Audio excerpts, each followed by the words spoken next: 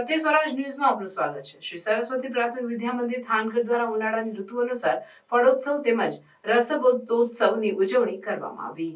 શ્રી સરસ્વતી પ્રાથમિક વિદ્યા મંદિર થાનગઢમાં ધોરણ 7ના વિદ્યાર્થી ભાઈઓ બહેનો દ્વારા પારુદીદીના કાર્ય વિશે માર્ગદર્શન મુજબ ઉનાળાની ઋતુમાં ગરમીથી બચવા શું કરવું તે હેતુસર બાળકોએ બરફ, લીંબુ, વરિયાળી, મીઠું પાણી, તપેલા, લીંબુ નીચવવા મશીનો જેવી સામગ્રીઓ દ્વારા બાળકો જાતે લીંબુ શરબત, વરિયાળી શરબત બનાવીને બાળકો, વાલી, દીદી, ગુરુજી ગણને શરબતો પીવડાવીને ઠંડા કર્યા। આ શરબતો બનાવીને જાતે જ બનાવવાની પ્રવૃત્તિને સફળ બનાવી બાળકોમાં સ્વચ્છતા, કરકસર, કલ્પના શક્તિ, પારખવાની શક્તિ, સમૂહભાવ જેવા ગુણોનો વિકાસ કેળવાય આ પ્રવૃત્તિ કરવામાં આવી। સાથોસાથ ધોરણ 8ના વિદ્યાર્થી ભાઈઓ બહેનો દ્વારા જ્યોતિ દીદીના કાર્ય વિષય માર્ગદર્શન મુજબ ઉનાળાની ઋતુ અનુસાર કયા કયા ફળોનું સેવન કરવાથી બાળકોમાં શક્તિદાયક, સ્ફૂર્તિદાયક બને તે હેતુ અનુસાર બાળકો ઘરેથી વિવિધ ફળો જેવા કે સફરજન, મોસંબી, દ્રાક્ષ, દાડમ, પપૈયું જેવા ફળો લાવીને બાળકોએ ફળોને કટિંગ કરીને વિવિધ ડિઝાઇનમાં ફળોની કલાત્મક રીતે ડિશોમાં વિવિધ ગોઠવણી કરવામાં આવી।